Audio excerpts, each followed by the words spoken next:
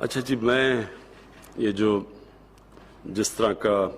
अभी सेनेट का इलेक्शन हुआ, मैं सबके सामने आज एक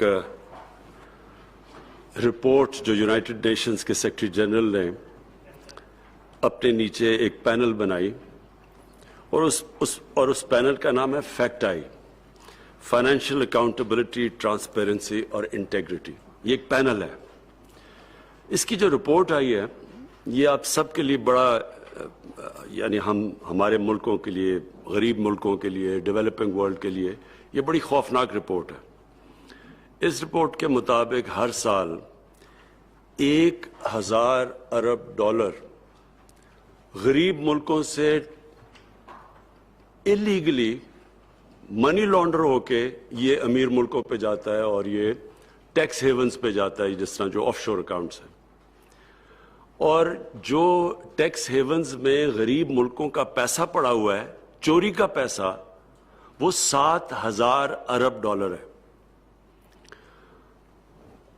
और इसमें ये कैसे पैसा ट्रांसफर होता है, ये जो रूलिंग एलीट्स हैं, जो साहिब इक़्तिदार हैं, जो ये गरीब मुल्कों के नवाज शरीफ और जरदारी हैं, ये वहाँ से पैसा अपने मुल्क से, क्योंकि चोरी का पैसा होता है तो वो बाहर भेजना होता है, क्योंकि मुल्क में वो नजर आ जाता है। तो वो जब वो मुल्क से पैसा बाहर भेजते हैं तो वो सारे वो इदारे, जो इदारे को चेक करना चाहिए ये चीज़ें मनी लॉन्ड्रिंग की और ये जो इलिसिट फाइनेंशियल फ्लोज है, उसको वो सारे इदारों को पहले वो कमज़ोर करते हैं। सो जितने भी इदारे चेक करते हैं मनी लॉन्ड्रिंग, ये सारी उन गरीब मुल्कों का जिधर से पैसा चोरी होकर बाहर जा रहा है, तो वो सारे इदारे कमज़ोर करते हैं। प्रोजेक्ट्स ऐसे लेके आते हैं, वो इसलिए नहीं कि मुल्क की ज़रूरत होती है, इसलिए कि उनमें बड़ी किकबैक्स होती हैं। तो mega projects with mega kickbacks, वो प्रोजेक्ट्स और वो किकबैक सारी बाहर ले जाते हैं, लोगों को मकरूज कर देते हैं, अवाम कर्जे में चली जाती है, वो कर्जे की कीमत अवाम महंगाई के जरिए फिर वो अदा करती है। और फिर दूसरी चीज़ ये क्या करते हैं, ये जो जब ये पैसा बाहर लेके जाते हैं, ये दूसरी चीज़ ये करते हैं कि ये फिर उस करप्शन को एक्सेप्टेबल बनाते हैं माशरे में, उसके लिए मीडिया को इस्तेमाल करते हैं। और मीडिया के अंदर फिर क्योंकि इनके पास करप्शन का पैसा इतना ज़्यादा आ जाता है, वो फिर इदारों के अंदर भी चलता है, हर इदारों में लोगों को खरीदते हैं, मीडिया के ऊपर चलता है, मीडिया हाउसेस पे चलता है, जो सबसे बड़ा डैमेज करती है कि उस कौम की मोरालिटी खत्म कर देती है, एक्सेप्टेबल कर देती है, करप्शन को बुरी चीज ही नहीं समझते। फिर ऐसे फ्रेजेस आ जाते हैं कि जी अगर खाता है तो लगाता भी है, और या एक जरदारी सब पे भारी कि एक आदमी करप्शन के पैसे से लोगों को खरीदता है, उसको बड़ा, उसकी कोई बड़ी चालाकी और इंटेलिजेंस और उसकी सियासी बसीरत के ऊपर वो चला जाता है। यानी करप्शन को जो सबसे बड़ा डैमेज होता है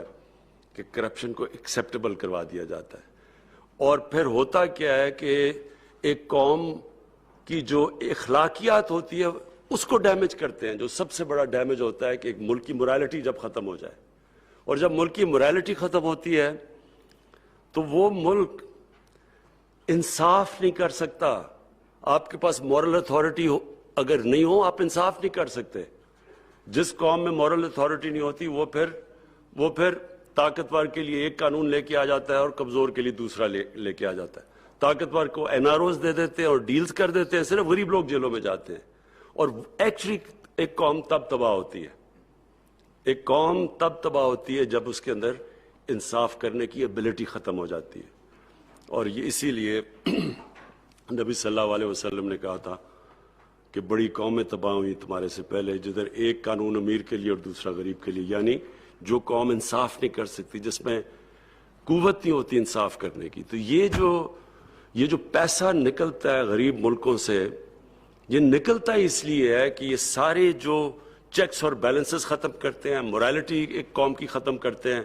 उसकी एबिलिटी खत्म कर देते हैं कि ताकतवर के सामने खड़ा हो, फिर उनके साथ कॉम्प्रोमाइज होती हैं और इवेंचुअली ये एक कौम ऊपर नीचे जाती है।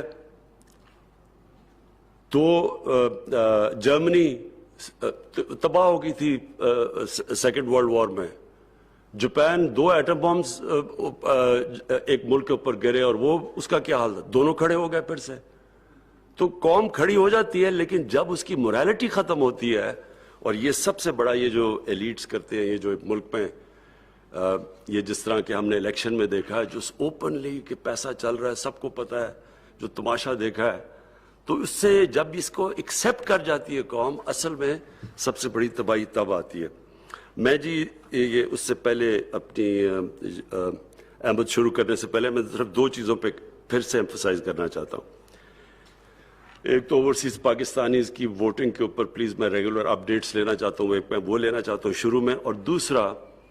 کہ جو ای وی ایم مشینز ہیں, ہمیں اب کلیئر ہو جانا چاہیے کہ پاکستان میں جس طرح کے الیکشنز ہیں یہ ہم اب نہیں کر سکتے. ہمارے جو الیکشنز ہونے چاہیے وہ اب جس طرح امریکہ میں آپ کے سامنے